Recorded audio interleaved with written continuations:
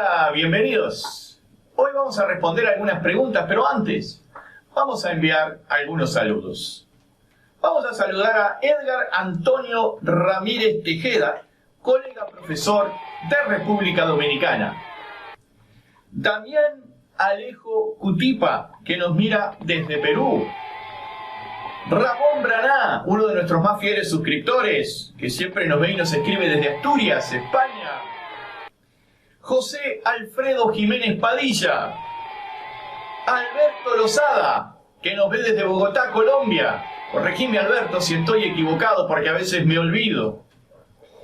Javier Castro, que nos mira desde Tlacauquitepec, Puebla, México. Para todos ellos, un gran abrazo que hacemos extensivo además para toda la comunidad de Eléctricamente. Y ahora sí, vamos a responder esas preguntas. Vamos a la primera de ellas, que dice así. Luis Mejía nos consulta acerca de unas bobinas de aluminio.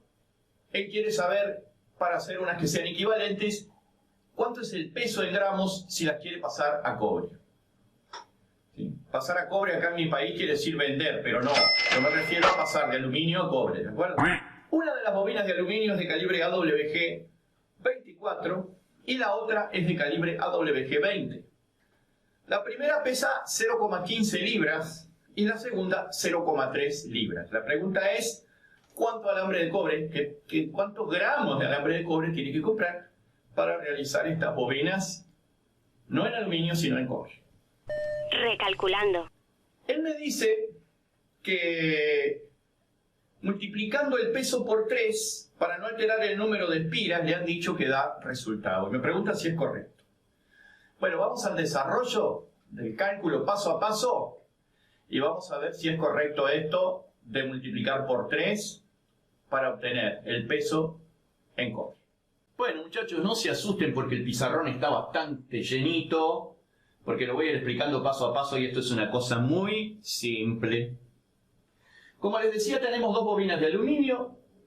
El calibre de una es 24, pesa 0,15 libras, lo que equivale a 68 gramos. Yo lo voy a pasar a gramos, que es la medida que manejamos acá, la unidad que manejamos acá. Y después al final voy a pasarlo a libras nuevamente para que pueda tener el resultado en libras. El diámetro correspondiente a calibre AWG 24 es 0,51. Vamos a ver la tabla.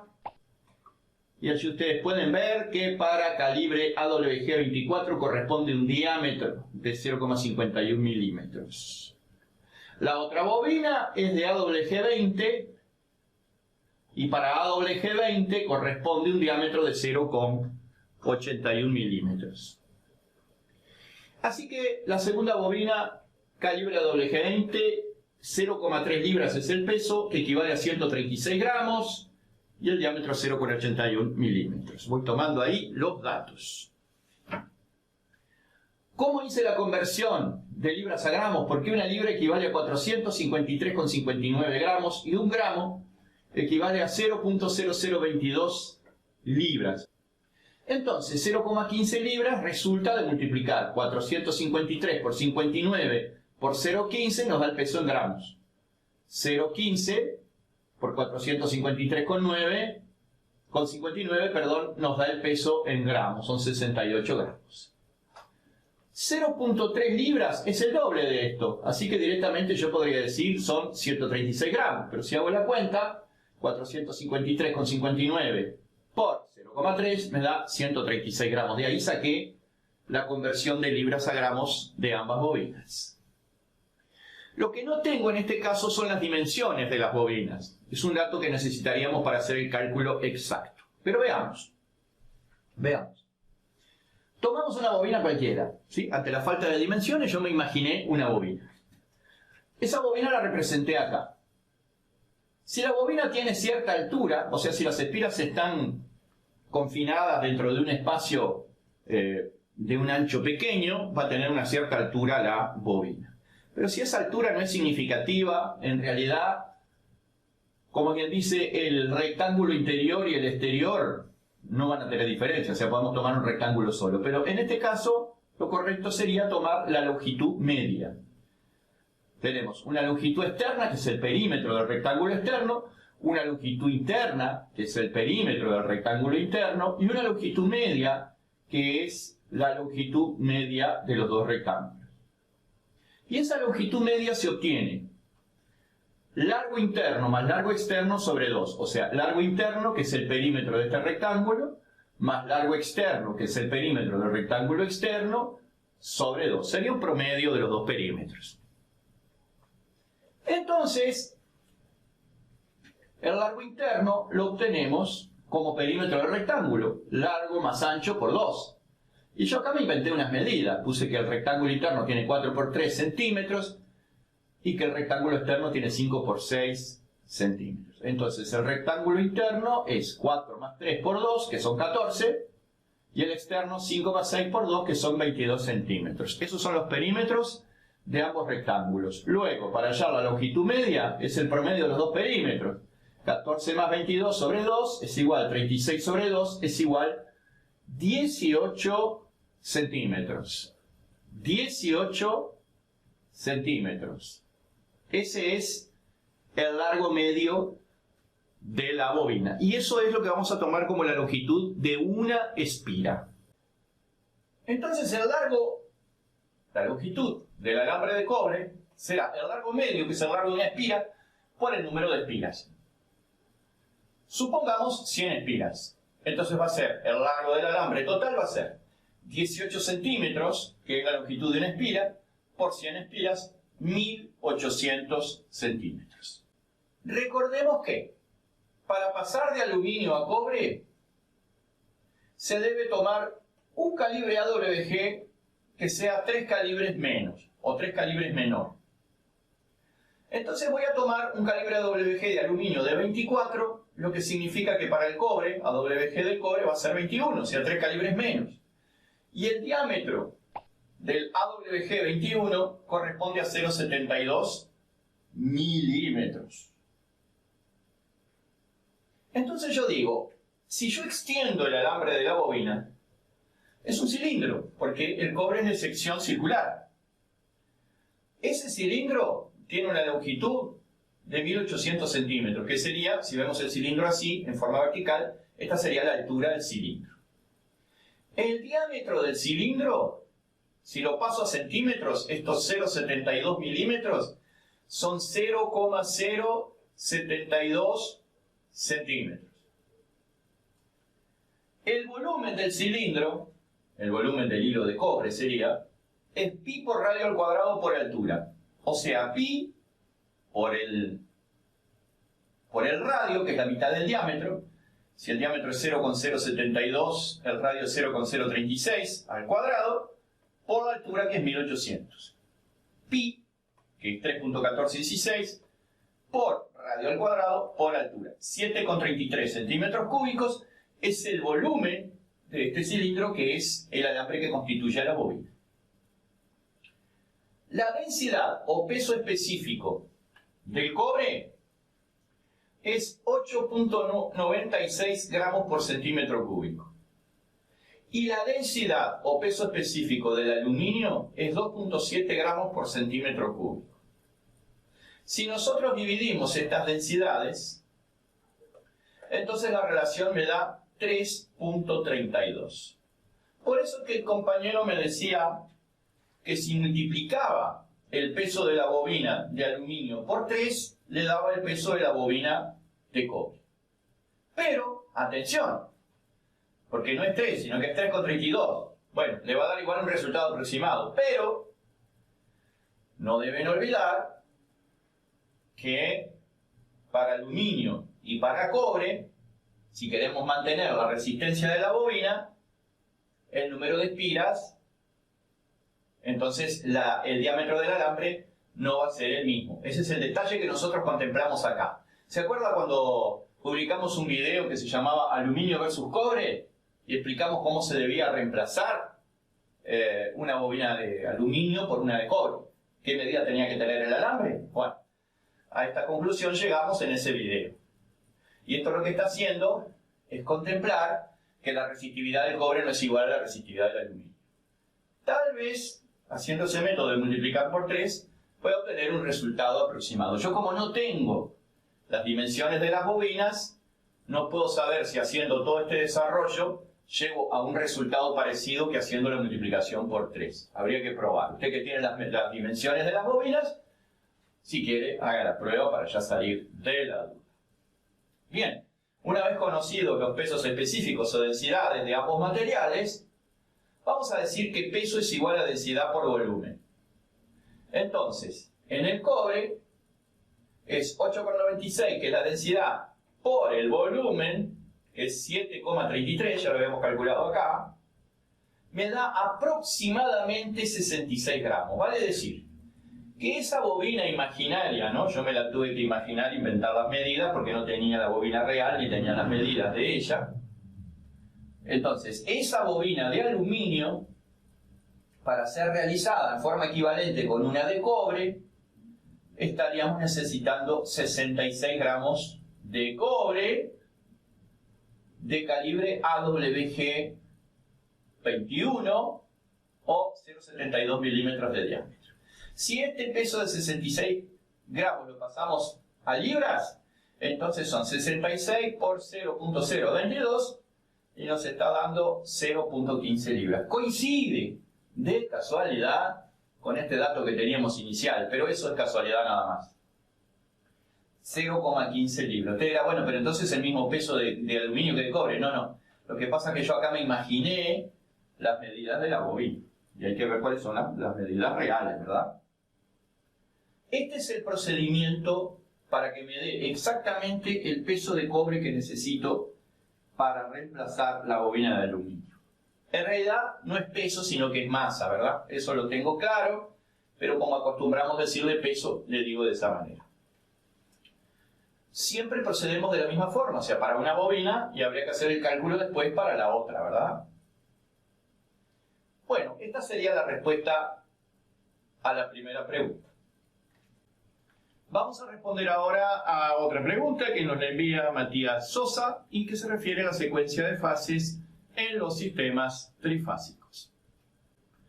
Matías nos consulta acerca de la secuencia de fases en los sistemas trifásicos. ¿Por qué hablamos de secuencia de fases positiva y secuencia de fases negativa? ¿De dónde sale eso?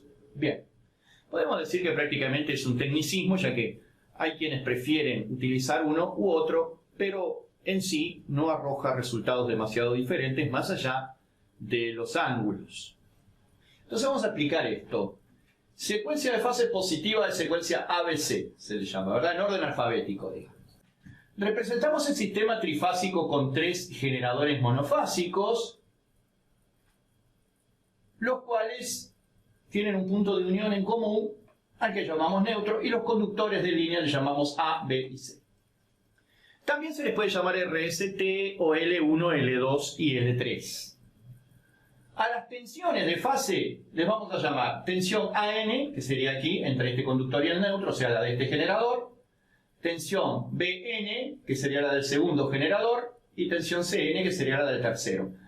Podrían ser también los secundarios de un transformador trifásico. Tomamos como referencia VAN, a la que le adjudicamos ángulo 0. Luego viene VBN y VCN. Secuencia A, B, C. VAN tiene ángulo 0. VBN, que está ubicada por acá, tiene ángulo menos 120. ¿Por qué? Porque está medido el ángulo en sentido horario. Y cuando medimos los ángulos en sentido horario son negativos. Entonces el ángulo que tiene siempre con respecto a VAN es menos 120 grados. Y VCN, que está ubicada aquí, tiene un desfasaje de 120 grados positivo, porque el ángulo está medido en sentido antihorario. Esto sería la secuencia de fases positiva. La secuencia de fases negativa es CBA. Otra vez, la representación del sistema trifásico con los 3 generadores monofásicos, correspondiente neutro y conductores de fase A, B, C. Tenemos 3 tensiones, VAN, VBN y VCN, que están ubicadas aquí en el esquema, en el diagrama. Vamos a tomar VAN como referencia. Entonces VAN va a tener un valor, un módulo que va a ser la tensión de fase con un ángulo de 0 grados porque es la referencia. Entonces si aquí está 0 grados, VBN, que está ubicada aquí, estará desfasada con respecto a VAN un ángulo de 120 grados positivo. ¿Por qué? Porque lo estamos midiendo en sentido antihorario. VCN estará ubicada 120 grados, desfasada 120 grados con respecto a la referencia que es VAN, pero en sentido horario. O sea que este ángulo de 120 de VCN lo vamos a tomar negativo. Esa es la diferencia entre considerar una secuencia de fases positiva y una secuencia de fases negativa. Como dije, prácticamente un tecnicismo. Algunos prefieren usar un sistema y otros prefieren usar el otro sistema. Bueno, vamos a la última pregunta por la clase de hoy. Esta pregunta la manda Darwin H. Y se refiere a los filtros pasabajo, filtros de frecuencia. Él dice, nosotros en algunos videos, plural de modestia, decimos que a través del dieléctrico del capacitor nunca pasa corriente, ni en continua ni en alterna. ¿Sí? En continua el capacitor se carga y una vez que se carga deja de pasar corriente por el circuito. La corriente va siendo cada vez menor a medida que el capacitor se carga, mientras que la tensión va siendo cada vez mayor. Pero en ningún momento circula corriente a través del dieléctrico porque se trata de un aislante. Lo que sucede es que hay un intercambio de cargas eléctricas entre el capacitor y la fuente. En alterna el capacitor se carga y se descarga permanentemente, pero nunca pasa corriente a través del dieléctrico. Entonces él me dice, ¿cómo explica entonces el funcionamiento de un filtro? No sé si lo menciona como pasabajos o me dice un filtro de frecuencia, no me acuerdo, pero es lo mismo, un filtro pasabajo. ¿Cómo explica entonces lo de un filtro pasabajo? Bueno, vamos a ver la explicación. Bien, vamos a explicar el principio de los filtros pasabajo. Nosotros tenemos aquí un capacitor que es el principal protagonista de este circuito. Aquí tenemos una entrada de señal y aquí tenemos una salida.